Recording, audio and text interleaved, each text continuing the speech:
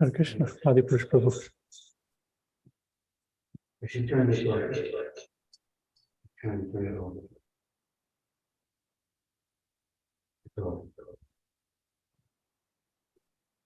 Jaya Radha Madhava Kunja Vihari Jaya Radha Madhava Kunja Vihari Jaya Gopi Jana Vallabha Jaya Girivaradhari Jaya Girivaradhari Gopi Jana Vallabha Jaya Girivaradhari Jaya Girivaradhari Yashodanandana Braje Janaranjana Braje Janaranjana Yashodanandana Braje Janaranjana Braje Janaranjana Yamuna Tira Vanachari Tira Vanachari Yamuna Tira Vanachari Vanachari Jaya Radha Madhava Kunja Vihari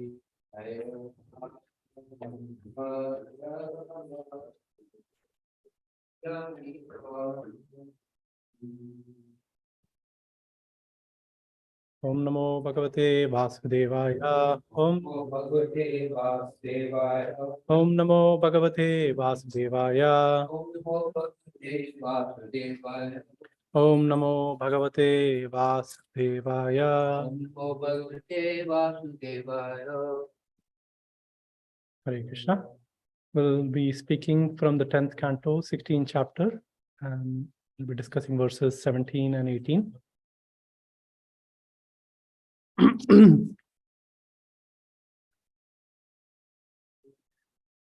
Te anveshmana dayitam Krishnam Shuchitaya Padai Bhagaval Jagmu Padavya Yamuna Tatam.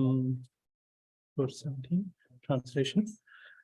The residents hurried toward the banks of the Yamuna in search of their dearmost Krishna, following the path marked by his footprints, which bore the unique signs of the personality of Godhead. Next, verse 18. Te tatra tatrapcha yavan kushashani dvajo papannani padani vishpate marge kavam anya padan tarantare nirikshamana yayuranga satvara. The footprints of Lord Krishna, the master of the entire cowherd community, were marked with the lotus flower, barley corn, elephant gourd, thunderbolt, and flag. My dear King Parikshit, seeing his footprints on the path among the cows' hoofprints, the residents of Vrindavan rushed along in great haste. Purport. Srila Sanatan Goswami comments as follows. Since Lord Krishna had passed along the path some time previously, why weren't his footprints, which were surrounded by those of cows, cowherd boys, and so on, smudged over and brushed away? Why hadn't his footprints been obliterated by those of the beasts and the birds of Vrindavan forest? The answer is indicated by the word Vishpati, master of the cowherd community. Since Lord Krishna is actually the wealth of all living beings, all the inhabitants of the forest of Raj would carefully preserve his footprints as great treasures, the very ornaments of the earth. Thus, no creature within Vrindavan would ever walk upon Lord Krishna's footprints.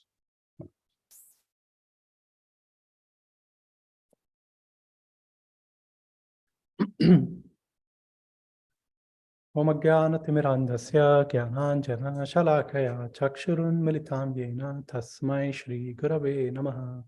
Shri Chaitanya Manobhishtam Stapitam Yena Bhutale Swayam Rupakada Mahyam Tadati Swapadantikam Vandeham Shri Guru Shri Yata Padakamalam Shri Gurun Vaishnavamscha Shri Rupam Sagrajatam Sahagana Raghunathanvitam Tam Sajivam Satvaitam Savadutam Parijana Sahitam Krishna Chaitanya Devam Shri Radha Krishna Padan Sahagana Lalita Shri Vishakhanvitanscha He Krishna Karuna Sindhu Dinabandhu Jagatpate Gopesha Gopika Kanta Radha Kanta Namostute Tapta Kanchana Gaurangi Radhe Vrindavaneshwari Vrishabhanu Sute Devi Pranamami Hari Priye Vancha Kalpa Tarubhyascha Kripa Sindhubhya eva cha Patitanam Pavanebhyo Vaishnavebhyo Namo Namaha Shri Krishna Chaitanya Prabhu Nityananda Shri Advaita Gadadhara Shri Vasadi Gaura Bhakta Vrinda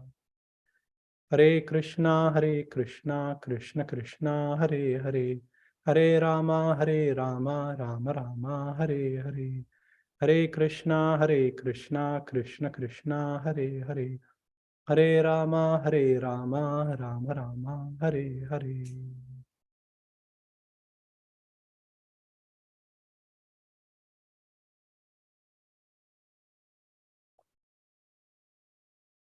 Oh, Hare Krishna, good morning once again.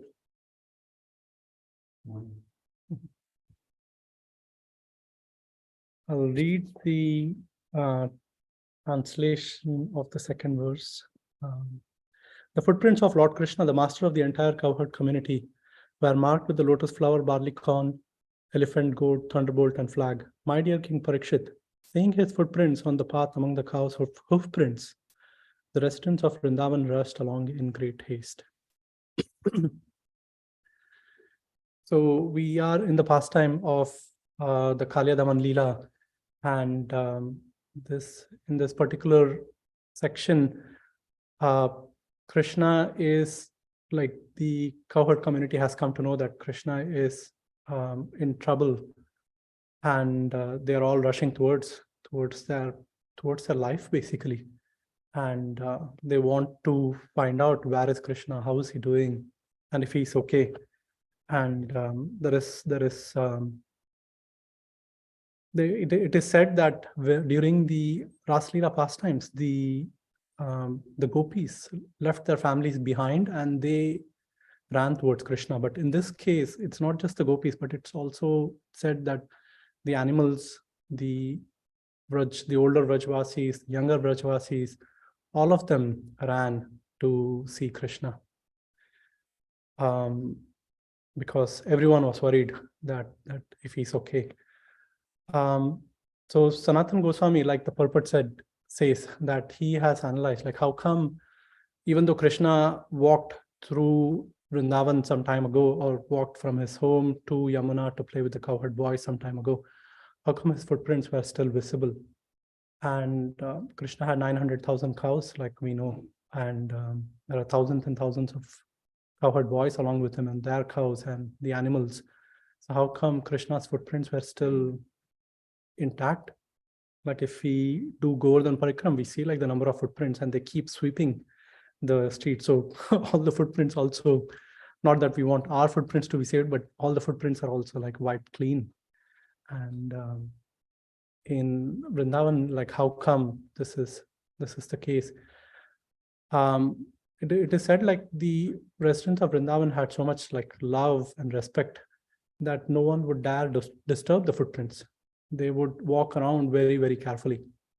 Tadiya, the paraphernalia, knowing the footprints were not different from him. In the Bhagavatam, like when Akrura comes to Vrindavan to take Krishna and Balram to Mathura for the fight with Kamsa, when Akrura sees the footprints, like he is so moved, like even before he comes and he sees Krishna, he's just moved by seeing the footprints of Krishna in the dust, and he's rolling on the floor, and he's going into ecstasy. Similarly, like even the remnants or prasad of the Supreme Personality of Godhead or his intimate devotees should be respected and worshipped to be non-different than the person. Like we have Srila Prabhupada's Murti here on the Vyasasan. We have his cane, his glasses, his bead bag. So these are all like representing Srila Prabhupada, and they are all potent in their own way. And I remember one time coming here when Shamsundar Prabhu was visiting New York, and I happened to be at the back of the temple, and he was the only one here. And I just saw him like sitting here, just kneeling down in front of Prabhupada and just like looking at him. And I could feel that the love between him, the love in his heart for Srila Prabhupada was so intense. Like, even though this is the deity form of Prabhupada, but somehow I could feel that he is feeling Prabhupada's presence. He's like deeply praying, deeply absorbed in that relationship. It's a very, very touching scene that I was grateful to see, to have noticed. Because of the nature of the spiritual energy, anything that is touched by Krishna or anything that is touched by his devotees becomes surcharged with their divine presence. Just as there is no source, no difference between the energetic and the energy, this described in the CC. Similarly, all the things in relationship to Krishna are also not different. Therefore, the residents of Vrindavan knew to step on Krishna's footprints was like stepping on him, and they didn't want to commit that offense. They would never commit such an offense. In the temple for like Radha Murlidhar, or the temple that you are part of, the community that you're part of, we see like the deities have sandals, and the pujaris and all the devotees, we worship the sandals of the Lord. And sometimes in India, like sandals are taken on parikram instead of the big deities. So the sandals are representing the deity Shri Radha Murlidhar, Radha Krishna. In Ramayana, we see when Bharat Maharaj had come to Chitrakoot to meet Lord Ram and Lakshman and Sita Devi. He had come along with all the Ayodhya Vasis, and he was so humble that he said, please, Lord Ram, you go back to Ayodhya. Like, I am ready to stay in the forest, and you shouldn't go through the trouble of being of doing all the austerities of living in the forest. And let me remain in exile. But Lord Ram had his own Leela to perform, because if he were to go back, then that would be a disgrace to Maharaj Dashrath. And the other reasons were like Lord Ram had come to kill Ravan, and through these pastimes, the glorious qualities of Sita Devi, Hanuman, Sugriva, they are all, they come into focus. So Ram chose not to go back. And so at that point, Bharat Maharaj said like, okay, then at least wear these sandals and give me these sandals. So Bharat Maharaj knew that the sandals that Lord Ram wore are not different. And he took a procession back. Bharat Maharaj took a procession back to Ayodhya with the sandals. And the sandals were kept on the throne. Bharat Maharaj would worship them, offer all respects, and offer puja. And whenever there were decisions to be made, he would consult the sandals. He would pray to the sandals of Lord Ram to guide him. So we see such examples in our own scriptures. And we worship the lotus feet of the Lord for two reasons. Like, one is the lotus feet gives relief from material suffering, and they purify the consciousness of one who comes in contact with them. The same is also said of Krishna's holy name, like Abhinatvam Nama Namino. Like, Krishna and his holy name are not different. So when we chant, we can actually get in touch with the Supreme Lord himself, Radha and Krishna themselves. And that takes faith. Like, how much conviction do we have in the holy name that is not different from Radha and Krishna? So in Bhakti, the principle of faith is very important. As we approach Krishna and his devotees, they reciprocate with us. So the journey, Prabhupada says in one of the purports, he says that the journey is the same for all of us, but depending on the level of faith that we have, the progress that we make is different. And depending on the progress that we make, the reciprocation from the Lord or from his devotees is also different. So this is an invitation for all of us to go deeper in our own faith or conviction and ask the questions like, what can we do to increase our faith, to surrender more to Krishna? Similarly, like even when we approach our Guru Maharaj or Srila Prabhupada, like their deity form, their paraphernalia, like if we have deep conviction, we can realize like they're not different and they are equally potent. So we can take shelter of them. And the more we take shelter, the more they reciprocate with us. Ultimately, it is like Sachin Maharaj, he says like, it's up to Krishna how much he wants to reciprocate. So we also have to be willing to have that relationship. That so ultimately Krishna is also has his own free will. So how he wants to reciprocate, when he wants to reciprocate. So this ultimately takes faith and conviction in our hearts.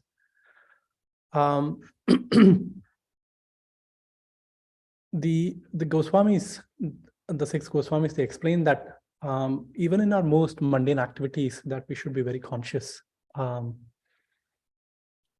When we are cleaning the temple, or when we are doing deity worship, or when we are cooking, or even when we are like as a simple activity as bathing in the morning before coming to the temple or doing our services at home, how conscious are we in these activities? Are we doing this as like a servant or servant? And when we come in a clean, with a clean body and with a cleaner consciousness, we are actually offering our bodies, our minds, our words to Krishna when the altar opens. And the pujari is on the altar, but all of us are here. We are also an offering, like our entire lives are an offering. So how are we presenting that to Krishna?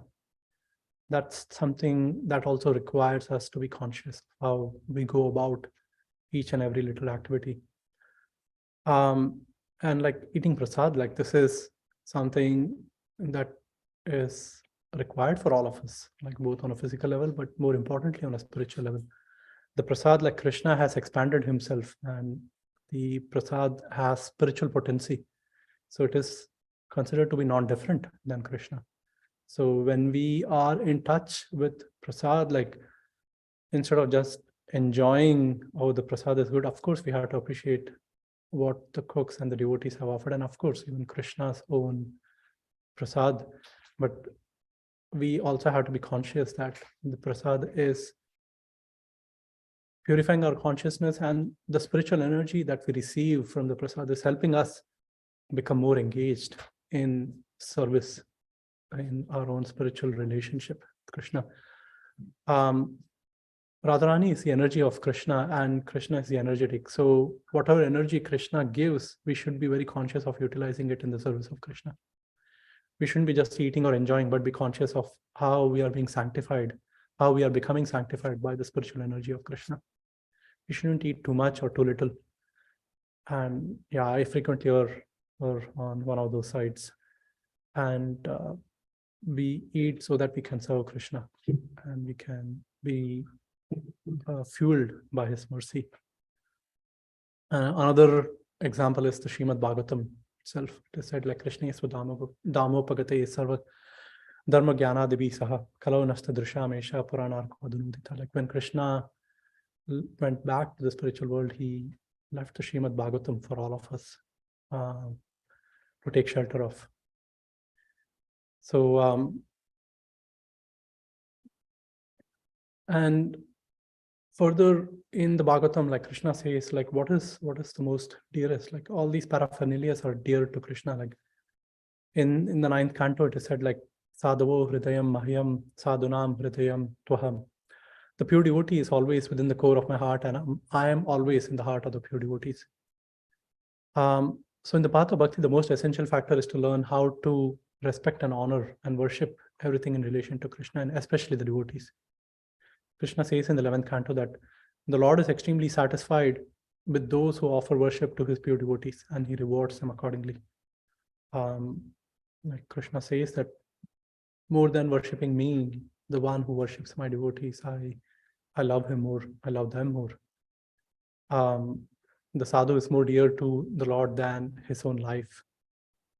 And so this is an instruction for all of us, that how are we careful in our interactions with the devotees, and to develop intimate relationships, to cultivate discussions and cultivate activities by which our love for each other can grow, by which our respect and love and appreciation for the devotees, like there are not so many devotees, right? Like in the population of the world, like how many devotees are there? So we have to be careful amongst all of us, and then see what we can do to help and support each other according to our capacity, according to our position, no doubt. The Krishna conscious philosophy is personal, and when we develop these relationships, we are acting on that philosophy, on that Dvaita principle.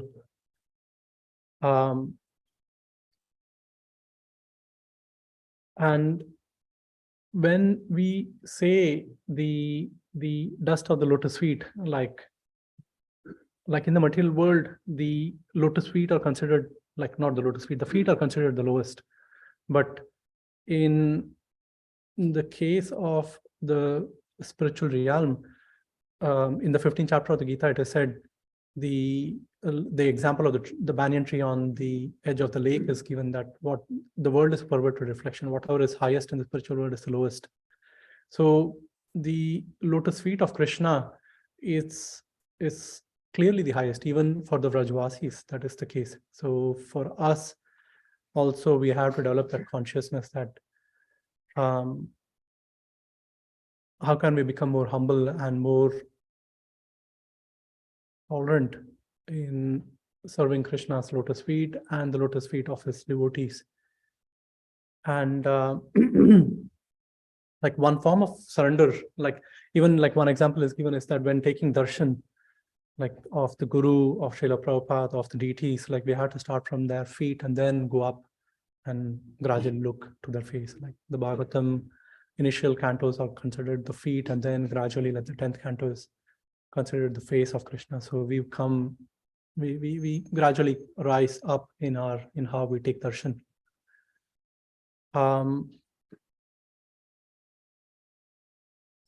And the way to do this is, like, it's also given in the CC and even in the prayers of Bhaktivinoda Thakur, like the prayers of Sharanagati, says there are 6 symptoms. It's described in the Hari Bhakti Vilas by Sanatana Goswami. There are 6 symptoms of surrender. One is doing what is favorable for our Krishna consciousness, rejecting what is unfavorable. Having that conviction that Krishna will give us protection and that Krishna is our guardian and our maintainer. Full surrender, full self-surrender, and then humility. And these are the 6 qualities of surrender that is given to us, of how we can progress on that path. And the common theme in all of them is like developing the realization that Krishna is ultimately our life and soul, and that he will give us protection. Srila Prabhupada would say, like, we have to work as though we are the doer, but we should know that we are not. And that is clear from his life, that he tried so hard.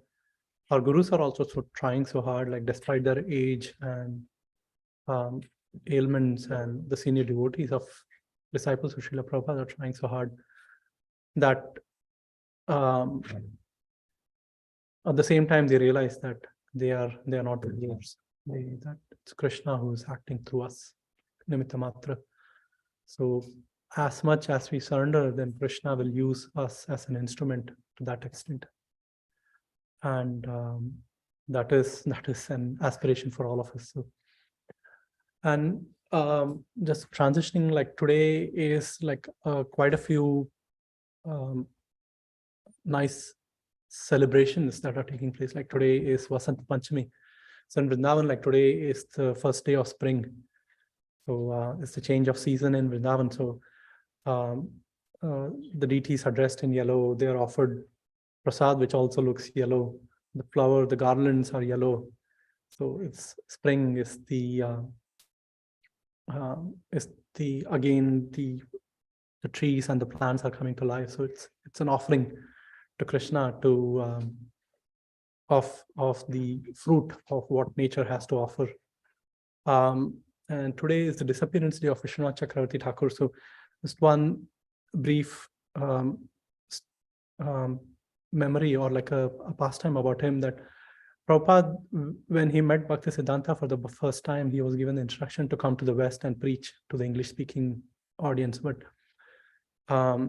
it took Prabhupada almost 4 decades, more than 4 decades, to finally come here to the West. And Prabhupada said, like when he read Vishwanath Chakravarti Thakur's commentary on 241,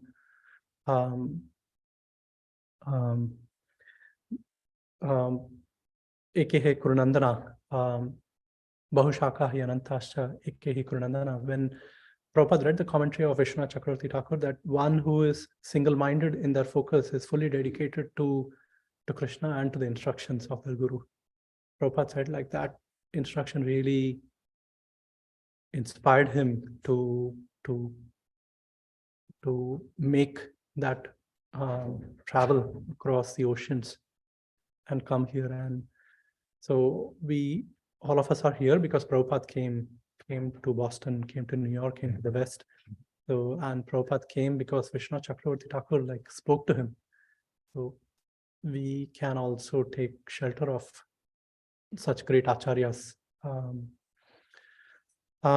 One more is like Pundarik Vidyanidhi. It's his appearance day. In the CC, Pundarik Vidyanidhi, like in Krishna Lila, he is described as Padra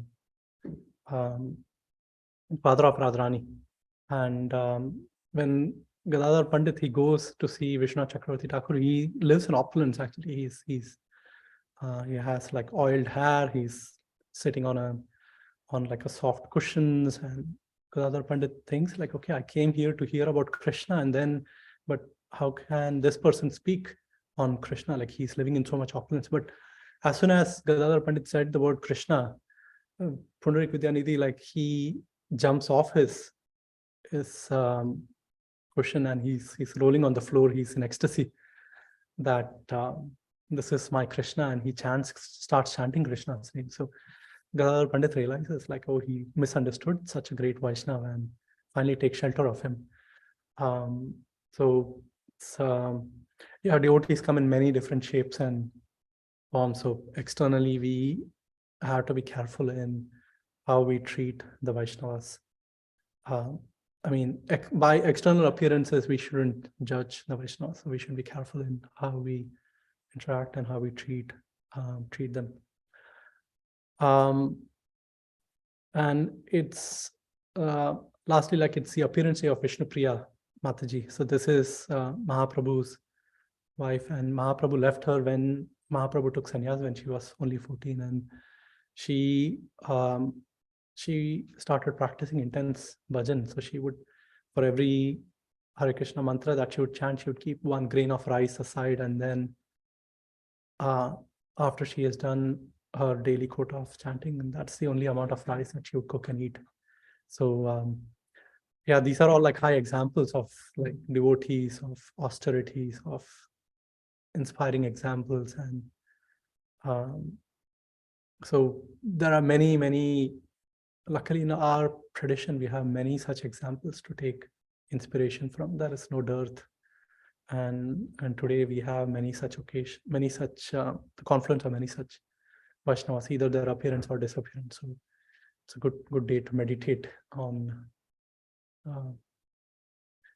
both our glorious parampara and take shelter, like deep conviction and shelter that, yes, this path will help me transform my conditioned heart, and finally help me if I take proper shelter and surrender properly. Like most of the points which I mentioned in the class were from Ramnath Maharaj's lecture that I heard on this. So taking shelter of personalities like Ramnath Maharaj and our gurus, so that that will really help us go deeper and come closer to Krishna, to Radharani. So thank you very much. Hare Krishna. So there any comments, any suggestions, any questions? Bala Krishna Prabhu, great class. Thank you. One second, Anand Bihari Prabhu, like there is a question in, like a comment in the temple room. Can you pause for a second? Of course, yeah. Yeah. Just turn that up around. You know, one thing that still perplexes me, okay, coming, from a background, like when I Krishna background, the idea that they were worried about Krishna. I mean, how do you worry of God is beyond, nobody can really threaten God. So is there the concept? I mean, is that this is the human side of him there, or they don't really understand the people don't really understand who he is? I still get a little confused about that. Like when he's fighting the serpent. I mean, obviously God is always going to win. So I'm a little perplexed about that whole issue. I still find it perplexing. Thank you. What is the name? Alan. Okay. So His devotee name is Angel. Angel. Yeah, Angel. Okay. Yeah. Hare Krishna. So you're asking like why do we serve God, like when he has all opulences, he's all powerful. I mean, the pujaris are doing dressing of Radha and Krishna. The pujaris offer prasad, offer bhoga to Krishna. So Krishna is giving us these opportunities. The way I understand is like Krishna is giving us these opportunities for us to connect with him. In some faiths, God is understood as all powerful, and there is not much room for personal reciprocation apart from prayers. But we, in our tradition, yes, we understand that God is all powerful, but we also, the concept of relationship exists. Like Krishna has many relationships: parental, conjugal, friendly, servant, devotees who are his servants. So to cultivate these relationships and to cultivate this relationship with Krishna, ultimately, he is giving us these opportunities. I mean, the only one reason I can understand to some point, coming from Christian background, Jesus is both human and divine, and there is a human side to him, having a mother and all that. So I can understand it, like it said, many faiths, like the Muslim, Jewish God is just all powerful, way beyond. Christians does have a little bit more, the human and all, but they came up with that, he's the human side, and then there's the God side. Like at the beginning, a lot of people just didn't realize he was God. So I was thinking, are the Gopis maybe, they know who they understand that who a Christian is, but don't totally understand. I'm just trying to put that in my head together. The whole concept of really worrying about him, seems like so, seems a little out of difficult to understand. And Adipurush Prabhu has. Hare Krishna. We're just repeating what we heard from Srila Prabhupada, that there's a term maybe you've heard before called Yoga Maya. Have you heard that before? Yeah. Yoga Maya? Yoga Maya means that Krishna, in order to facilitate the deep loving feelings of his devotees, covers them over so they forget that he's God. And they treat him like their child or their lover or their friend. It's called Yoga Maya. It's an arrangement that Krishna makes to deepen their affection and allow for these intimate exchanges. It's not that he is part human, he's completely the Supreme Personality of Godhead, but he puts them in a state of forgetfulness of his majesty, of his power, of his unlimited, abilities, and then allows them to think, if I don't feed Krishna, he'll die. So their love is increased. Yoga Maya. It's not just illusion, it's a spiritual illusion. Yeah, does that answer your question? Yeah. Thank you. I mean, one more point that came to mind. Thank you, Adipurush Prabhu. One more point that came to mind is, it's not the externals that Krishna is actually tasting. Like Krishna, it says Patram Pushpam Phalam Toyam Yome Bhaktya Prayachati. It's the love in that offering that Krishna is tasting.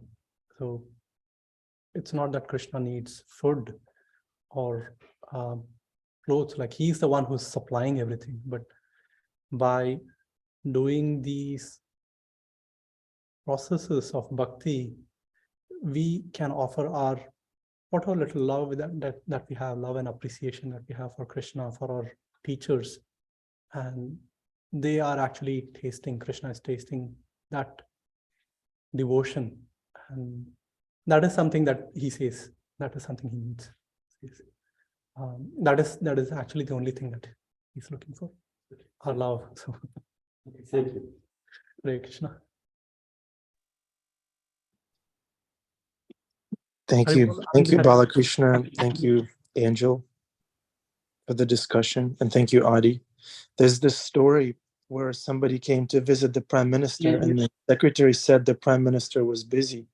And the person was waiting and waiting and waiting. And then finally, this person opened the door, passed through the secretary, opened the door, and saw that the prime minister was carrying his grandson on his back. And I was like, what is this? He's making me wait, all the while carrying his grandson on his back. He's a prime minister. But that's what prime ministers do. You know, Krishna is this prime minister who wants to carry his beloved child on his back.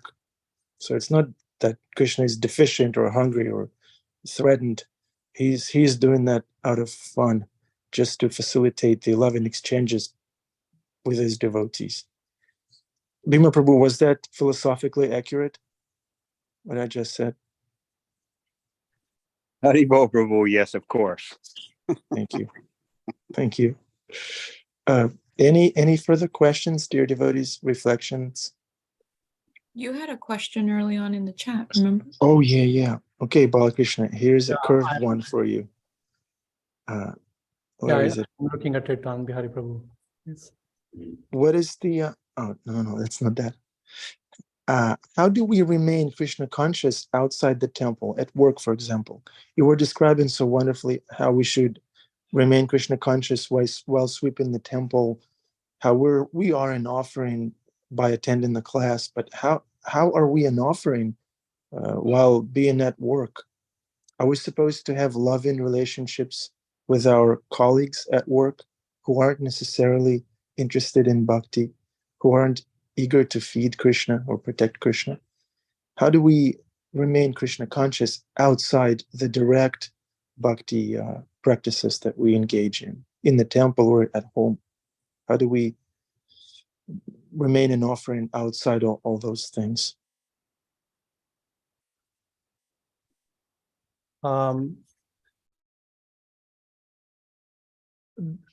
Some ways in which I do is like because I have a desk job, so I can play kirtan in my headphones, play it softly, so at least I have some Krishna conscious sound vibration around me. Like I know Yashoda Dulal Prabhu, he's a big proponent, like he takes lots of prasads to his workplace and he distributes the fruits. He's a workplace acharya. So yeah, prasadam distribution, that's a big and easy way to share Krishna consciousness and also to be Krishna conscious. Like what can we share? Taking books, if sometimes people are interested, if unofficially, like you cannot officially distribute spiritual literature in a workplace, but if some colleague is interested, then we can share some books from Prabhupada and invite them to a program. And that also gives us something to meditate upon, like, okay, Krishna, how can I serve? And I noticed, like I was in India recently and I would offer a prayer in the morning, like, oh, Krishna, please let me share some things about you. And somehow, and he would give opportunities, like the rickshaw wala or the vegetable seller or someone, they'll just ask something, they'll say something, and you can connect them to Krishna, to a verse from the Gita. So these are some ways. And personally also, like to remember what we read, what we heard, to meditate upon that throughout the day, to let it go deeper. It's not like most of us can remember Krishna 24 hours a day. So that is a journey for many of us. So, but by meditating upon the Bhagavatam, the CC, it just helps us stay connected, and yeah, not just like, okay, the class is over. Like it's hard, like, because we listen to so many classes and so many points. So if we can take like one point and meditate upon that, how that can help us go deeper. So that's another way. Thank you, Bala Krishna Prabhu. Adi Purush Prabhu, Hare Krishna, Anand Bihari Prabhu. Thank you. I hope that was satisfying. Yeah, very helpful. Very helpful. Hey, Hare Krishna. Prabhu's making a very good point. Srila Prabhupada said, I'm not asking you to, you're asking how you can be Krishna conscious. Prabhupada said, I'm not asking you to be Krishna conscious. I'm asking you to give Krishna consciousness. So he said, before he goes there, he's making a prayer. How can I share this? And sometimes people who work in an office, they purchase some flowers, offer them to Krishna, and put them on the desk. So people, just by looking at the flower, they're getting purified because it's prasadam, a fragrance, very subtle. They have these little essential oil diffusers. There's one on the desk down at the reception, and it puts out a stream of this fragrance mist, and people, just by breathing, they're taking prasadam. Of course, if you have a book just sitting on your desk, a picture, one of these points about this class is that they saw Krishna's footprints. It's Krishna's footprints, Adantarasta Paramanu Tarantarasana. Krishna he's within and between every atom.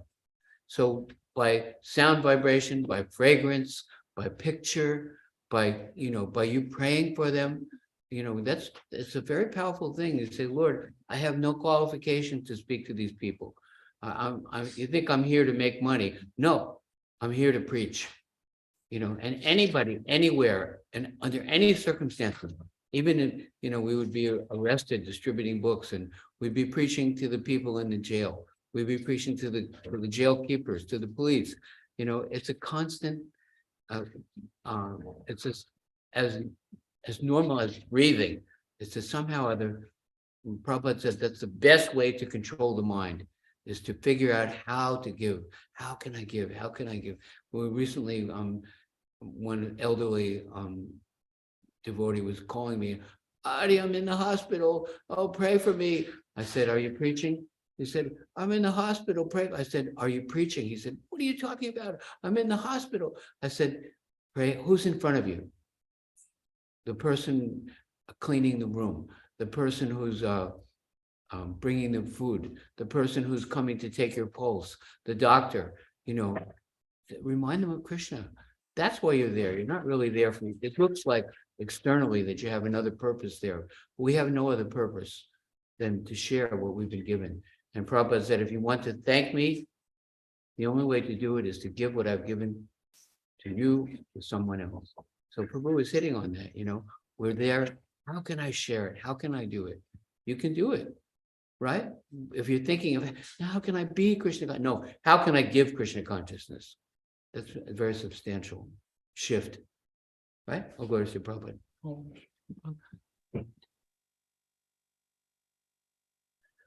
Yeah, based on our capacity and realization, what can we offer, even if it is a prayer in our hearts or the person next to us? That's helping them.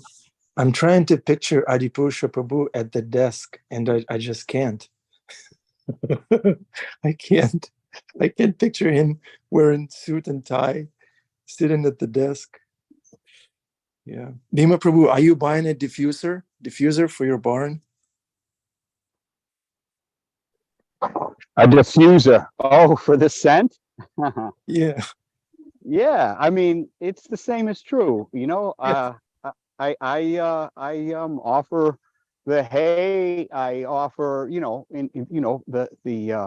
the sentiment.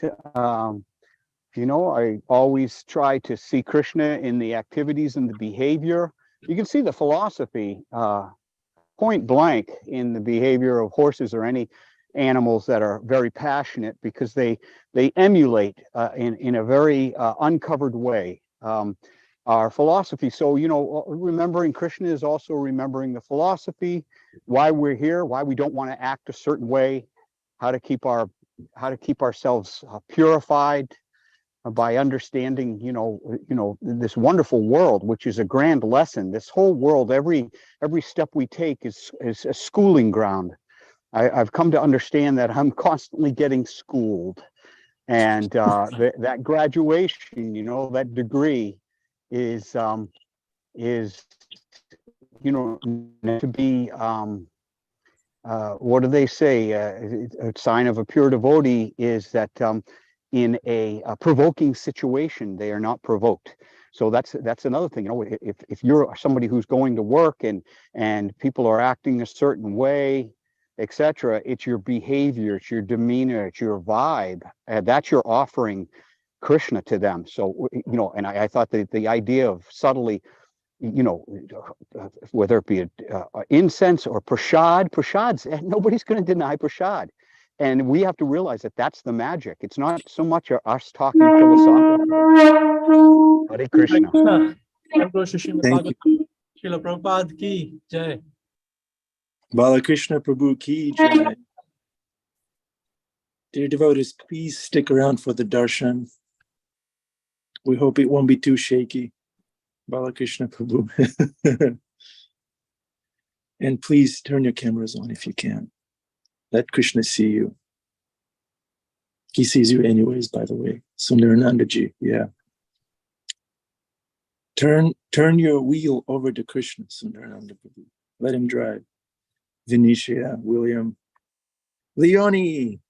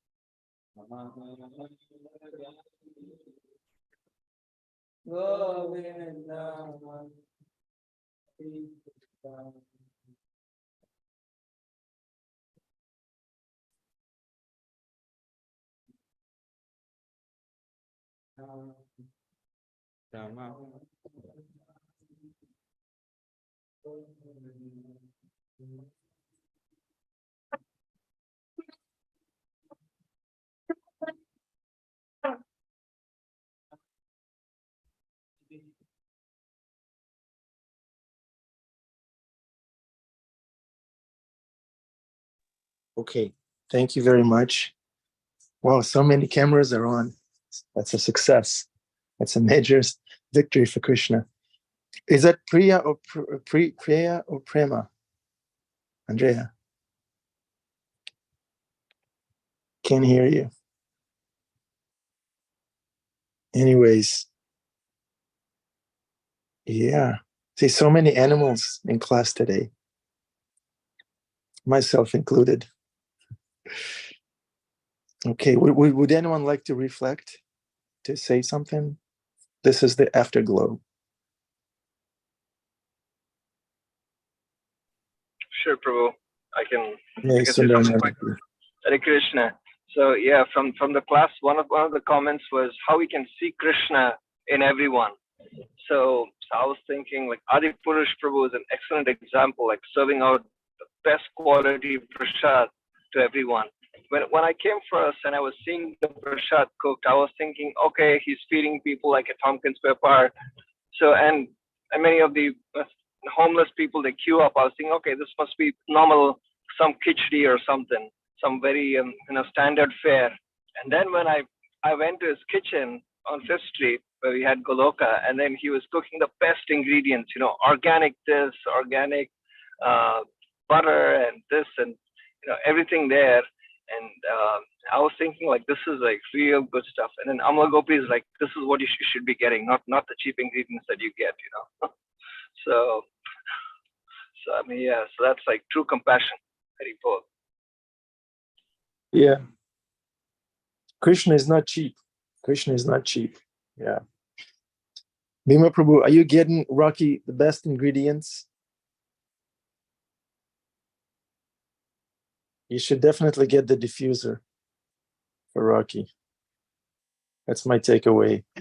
The what diffuses is the nice sweet smell of horse manure, which is sort of it's a wonderful smell. It's just one step down from cow manure, which is actually a wonderful smell. It's like the difference between frankincense and myrrh. So if you're going to diffuse something, that's it. And what's really wild is that when you're around horses, you begin to smell like a horse. So I always notice when I'm in stores or if I'm near people, they're always like, they do a one up and a one down. And when they do that, I say Hare Krishna. So Bala Krishna, we should try that too in the office. Maybe with a cow scent. Yeah. Okay. Yeah. All right. Rich, how are you? We haven't checked on you in a long time. You're probably busy cleaning for your friends. All right. Let's not bother Rich. No problem. All right. So this is it, dear devotees. Thank you very much for tuning in. Come back. Thank you, India. We hope you liked the class. Come again tomorrow. Leon, it's nice seeing you. Hare Krishna. What's 2/3 plus 3/4, Leonie? I'm joking. I'm joking. All right. Hare Krishna, Hare Rama. See you again tomorrow. William, Bhima, Prabhu, Andrea, Priya, Prema, Venetia. Nice headphones, Venetia. You look like an alien. You look like a spaceship commander. Sundar Nandaji, Yogeshwari, Bruce, Suzanne, Rich, Sharmila, Dana, Krishna's Radharani, Amrita Kishori, Didi. Love you all. Hare